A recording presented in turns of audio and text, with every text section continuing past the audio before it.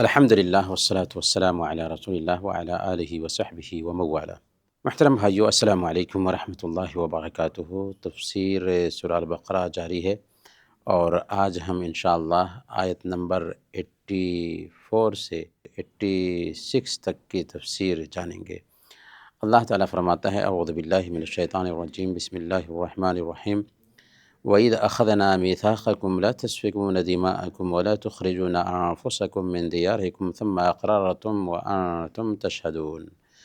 اور جب ہم نے تم سے وعدہ لیا کہ آپس میں خون نہ بہانا یعنی قتل نہ کرنا اور آپس والوں کو جلا وطن مت کرنا، تم نے اقرار کیا اور تم اس کے شاہد بنے۔ ثم أنتم هؤلاء تقتلون أنفسكم وتخرجون فريقا منكم من ديارهم تظاهرون عليهم بالإثم والعدوان وإن يأتوكم أسارى تفادوهم وهو محرم عليكم إخراجهم أفتؤمنون ببعض الكتاب وتكفرون ببعض فما جزاء من يفعل ذلك منكم إلا خزي في الحياة الدنيا ويوم القيامة يردون إلى أشد العذاب وما اللہ بغافل عما تعملون۔ لیکن پھر بھی تم نے آپس میں قتل کیا اور آپس کے ایک فرقے کو جلا وطن بھی کیا اور گناہ اور زیادتی کے کاموں میں ان کے خلاف دوسرے کی طرفداری کی مدد کی۔ ہاں، جب وہ قیدی ہو کر تمہارے پاس آئے تم نے ان کے فدیے دیے، لیکن ان کا نکالنا جو تم پر حرام تھا اس کا کچھ خیال نہ کیا۔ کیا بعض احکام پر ایمان رکھتے ہو اور بعض کے ساتھ کفر کرتے ہو؟ تم میں سے جو بھی ایسا کرے اس کی سزا اس کے سوا کیا کہ دنیا میں رسوائی اور قیامت کے عذاب کی مار ہے، اور اللہ تعالیٰ تمہارے اعمال سے بے خبر نہیں۔ ان دو آیات پہ غور کریں تو اصل میں ایک اہم نقطے کی طرف اللہ تعالیٰ نے اشارہ کیا ہے۔ مدینہ جب اللہ کے نبی صلی اللہ علیہ وسلم ہجرت کر کے گئے تھے تو مدینہ میں مشرکین کے دو قبائل تھے، اوس اور خزرج۔ کیا نام تھا؟ اوس اور خزرج۔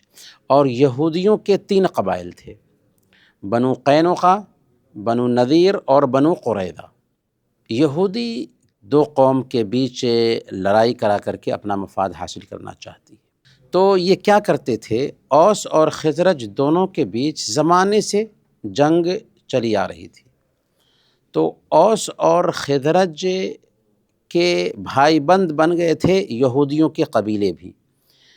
اوس کے بھائی بند بن گئے تھے بنو قریظہ، اور بنو قینقاع اور بنو نذیر جو تھے یہودیوں کے قبائل میں سے، ان کے بھائی بند بن گئے تھے خزرج۔ تو اس طریقے سے جب جنگ ہوتی تھی تو یہودیوں کے قبیلے بھی اپنے حلیف کی مدد کرتے تھے۔ تو یہاں پر غور کرنے والی بات یہ ہے کہ اوس کے حلیف بنے ہوئے ہیں بنو قریظہ، یہ بھی یہودی ہیں، اور ادھر خزرج کے بھی حلیف بنے ہوئے ہیں ان کے قبیلوں میں سے۔ تو جب جنگ ہوتی تھی تو یہودی اپنے لوگوں کو بھی مارتے تھے، اپنے لوگوں کو بھی جلا وطن کرتے تھے، طاقت ملتی تھی تو ان کو نکال دیتے تھے، ان کے گھروں کو اجاڑ دیتے تھے، ان کے مال کو لوٹ لیتے تھے، ان کو غلام بنا لیتے تھے۔ پھر اس کے بعد کیا کرتے تھے یہودی؟ تورات میں یہ تعلیم دی گئی ہے کہ اگر تمہارے بیچ کوئی قیدی پایا جائے تو اس کو فدیہ دے کر کے چھڑا لو۔ تو یہ کام کرتے تھے یہودی کہ اپنے ہی بھائیوں کو قید کر لیتے تھے اور پھر کہتے تھے کہ تورات میں تو تعلیم ہے کہ فدیہ دے کر کے ان کو آزاد کر لینا ہے، تو فدیہ دینے کے لیے جاتے تھے اور فدیہ دے کر کے آزاد کر لیتے تھے۔ تو یہاں پر غور کرنے والی بات کیا ہے کہ سب سے پہلے اوس اور خزرج یہ مشرک قبائل ہیں۔ یہودی جو ہے آپس کے قبیلے ان کے ساتھ مل کر کے ان کو لڑاتے تھے۔ کیوں لڑاتے تھے؟ کیونکہ یہود کے جو قبائل تھے یہ لوگ ہتھیار بناتے تھے، اور ہتھیار کب بکے گا؟ جبکہ دو ملکوں کو آپس میں لڑایا جائے گا۔ تو یہ ہتھیار بیچنے کے لیے دو قبیلوں کو آپس میں لڑاتے تھے، اور پھر اپنے ہی بھائی بندوں، اپنے ہی قبیلے کے لوگوں کو مارتے تھے، گھر سے بے گھر کر دیتے تھے، غلام بنا لیتے تھے، اور پھر تورات کی تعلیم کے مطابق کیا کرتے تھے، بولتے تھے کہ بھئی ہمارے تورات میں لکھا ہوا ہے کہ کوئی اگر غلام ہے تو اس کو فدیہ دے کر آزاد کرو، تو اس طریقے سے وہ فدیہ دے کر کے آزاد کرنے بھی جاتے تھے۔ تو اللہ تعالیٰ نے کیا کہا کہ افتؤمنون ببعض الکتاب وتکفرون ببعض، کہ ایک طرف تم اپنے بھائیوں کو اپنے حلیف کے ساتھ مل کر کے قتل کر رہے ہو، ان کو گھر سے بے گھر کر رہے ہو، ان کے مال پہ قبضہ کر لے رہے ہو، اور پھر تورات کی تعلیم کی بات کرتے ہو کہ تورات میں یہ حکم دیا گیا ہے کہ اگر کوئی بھائی تمہارا قیدی ہو جائے تو فدیہ دے کر کے اس کو آزاد کر دو۔ تو کیا تم کتاب کی بعض آیتوں پر ایمان رکھتے ہو اور بعض آیتوں کو جھٹلاتے ہو؟ جو ایسا کرے اس کے لیے دنیا میں رسوائی ہے، اور قیامت کے دن سخت سے سخت عذاب سے وہ دوچار کیا جائے گا۔ یہ تو بات کی گئی ہے کن کی؟ یہودیوں کی۔ لیکن اگر ہم مسلمانوں کے حالات پر بھی غور کریں، کیونکہ قرآن کا جو حکم ہوتا ہے وہ سب انسانوں کے لیے ہوتا ہے، تو افسوس کہ مسلمانوں کا حال بھی یہی ہوتا ہے کہ مسلمانوں میں سے کتنے لوگ ہیں جو سور کے گوشت کو حرام کہیں گے، لیکن وہیں پر سودی کاروبار کریں گے، جہیز لیں گے، بہت سارے رسم و رواج کو اپنی زندگی میں اپنائے ہوئے ہوں گے۔ تو اسلام کی بعض تعلیمات کو اچھا سمجھ رہے ہوتے ہیں اور بعض تعلیمات کو غلط سمجھ رہے ہوتے ہیں، یا بعض تعلیمات پر ایمان نہیں لا رہے ہوتے ہیں۔ تو اس کا انجام کیا اللہ نے بیان فرمایا کہ دنیا میں رسوائی سے دوچار ہونا پڑے گا۔ اللہ کیا فرماتا ہے؟ یا ایھا الذین آمنوا ادخلوا فی السلم کافہ، اے ایمان والو اسلام میں پورے کے پورے داخل ہو جاؤ۔ تو اسلام کو مکمل طریقے سے اپنانا چاہیے۔ بعض آیتوں پر ایمان لائیں، بعض آیتوں کو جھٹلا دیں، بعض تعلیمات کو زندگی میں اتاریں، بعض تعلیمات سے اپنے آپ کو دور رکھیں، نہیں۔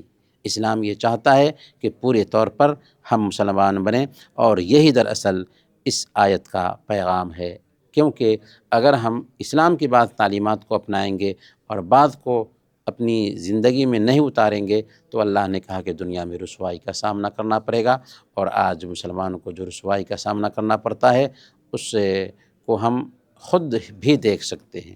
اللہ نے آگے فرمایا، اور اسی پر ہماری بات ختم ہوگی، اولئک الذین اشتروا الحیاۃ الدنیا بالآخرہ فلا یخفف عنہم العذاب ولا هم ینصرون، یہ وہ لوگ ہیں جنہوں نے دنیا کی زندگی کو آخرت کے بدلے خرید لیا ہے، ان کے نہ تو عذاب ہلکے ہوں گے اور نہ ان کی مدد کی جائے گی۔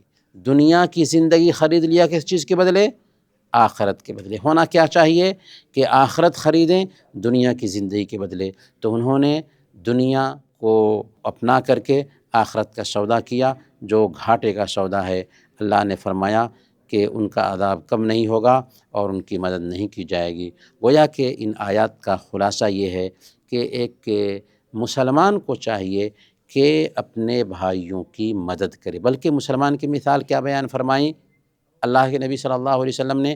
مثل المؤمنین فی توادہم وتراحمہم وتعاطفہم کمثل الجسد الواحد اذا اشتکى منہ عضو تداعى له سائر الجسد بالسہر والحمى، کہ مسلمان کی مثال آپسی رحمدلی خیر خواہی میں ایک جسم کے جیسے ہے، کہ اس کے جسم کے کسی حصے کو کوئی تکلیف ہوتی ہے تو سارا جسم بخار اور بے خوابی میں مبتلا ہو جاتا ہے۔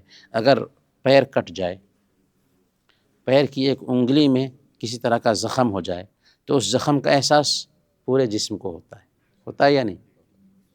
وہی مثال دے کر کے اللہ کے نبی صلی اللہ علیہ وسلم نے سمجھایا کہ افریقہ کے کسی جنگل میں رہنے والے مسلمان کو تکلیف پہنچتی ہے تو دنیا کے سارے مسلمانوں کو اس تکلیف کا احساس ہونا چاہیے، کیونکہ مسلمان کی مثال ایک جسم کے مانند ہے، جس کے کسی ایک حصے کو تکلیف پہنچتی ہے تو سارا جسم بے خوابی اور درد میں مبتلا ہو جاتا ہے۔ وصلی اللہ علی نبینا محمد وعلی آلہ وصحبہ۔